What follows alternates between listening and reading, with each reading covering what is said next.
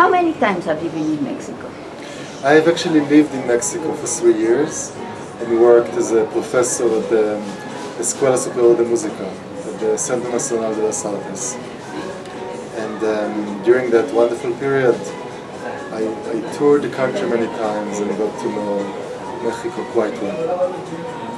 Have you been in touch with the Jewish community? I have been to different events, dinners, exhibitions, things associated with the community. During that time, even when I worked as a professor, I was still traveling throughout the world for about 7 months each year.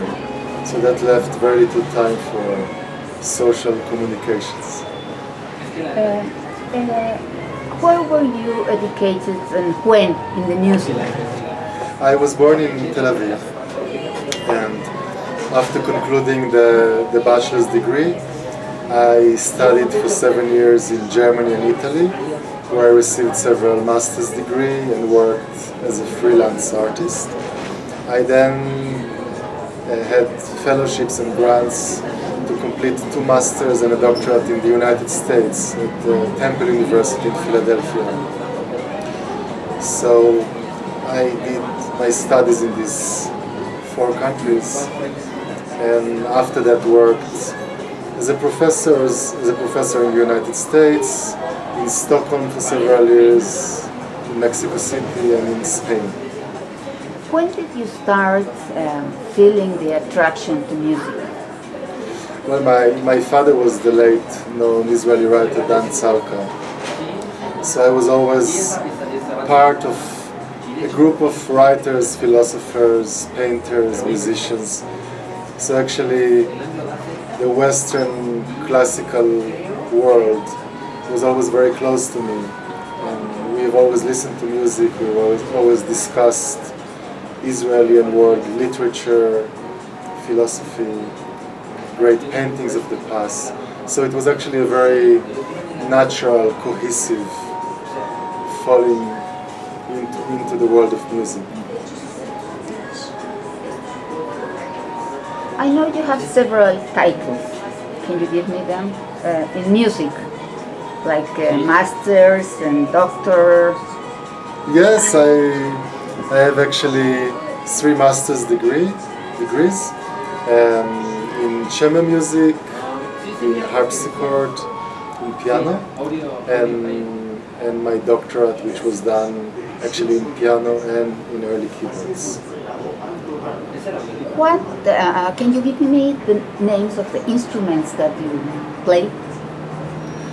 Yes, I very often play throughout the world on all historical keyboards, which is what we refer to clavichord, square piano, forte piano, harpsichord, the portative, the chamber organ, and many other concerts I play chamber music and as a soloist using the modern piano. I know you have been all over the world in concerts, teaching. Which country do you think gave you the more, that you received the more meaning in music? I think that is a very complicated question. My 5 years in Germany were very instrumental because every small city has fantastic orchestras and great musicians.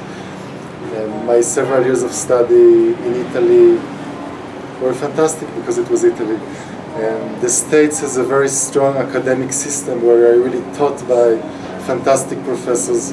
Of course, my formation in Israel was extremely strong and extremely beneficial and helpful. There are several places in the world which I really love to return to. One is Taiwan, which I try to go to at least once or twice a year.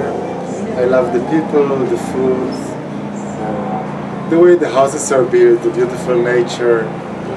And there is a place where I've been doing an artist in residency every July for the last 11 years, the Anderson Center for Interdisciplinary Studies in Minnesota, where I actually received 1 month where I can just work and read. There are no obligations. There is a fantastic chef cooking for you, fantastic bike trails, the Mississippi. You are together with 6 other artists who are all there on a full fellowship. So you have wonderful conversations with philosophers, writers, people who write poetry.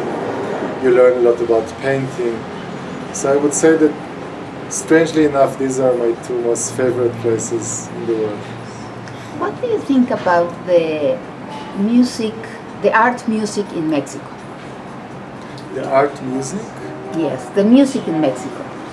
Well, I found it actually fascinating to work with young students here, and I think that in general people are very, very determined to study. They're very serious. They love music. There is a lot of beauty that one hears in interpretations, a lot of warmth, a lot of poetry. There are also some problems. A lot of the times the formation of young pianists, young keyboard players could be much better. So one spends a lot of time on working on basic technique, on working on teaching them to do better research, to read better books. But in the cases that this is successful, actually, I had a few fantastic students who later I provided full scholarships for festivals that I direct in Finland and in the Netherlands, and they are advancing beautifully. I keep working with them. I meet them whenever I'm in Mexico, and I try to invite them to Europe. And in general, I feel very warmly towards the country, towards its people, and I feel and always felt very connected to many factors of the culture. One of many activities I've been doing here is I have a visiting professorship at Celaya Conservatory in Guanajuato. So I've been there 6 times, every time for at least a week, working with the students who are absolutely lovely. They also all assist at the conservatory. They're all very good friends. They all move ahead together. And next year I'm hoping to return for 1 month. I know you are working with Dr. Angelica Minero Escobar. Yes. What kind of work are you doing with her?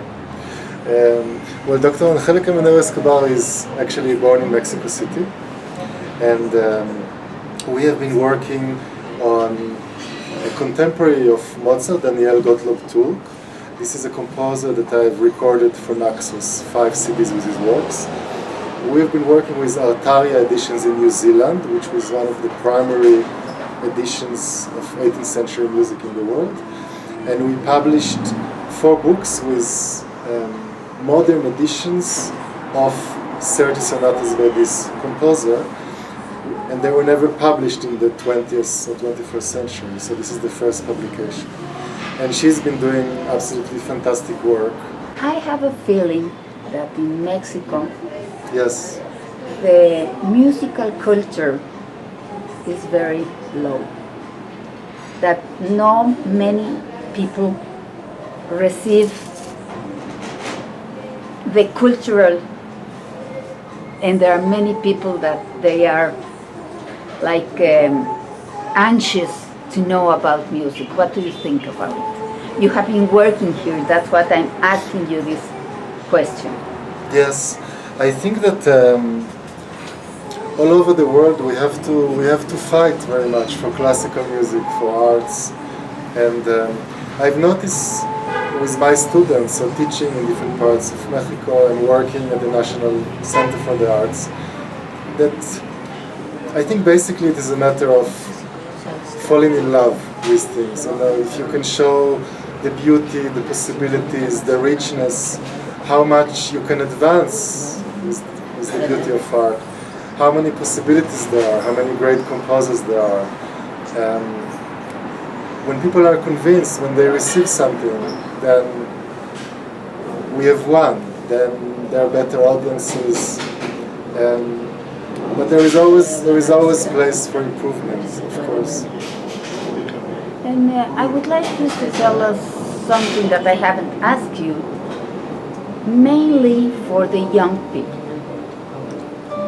Because or for everybody? Well, I think that as both Alon Sariel and I believe, there are so many fantastic things in this world, and certainly classical music and philosophy and literature.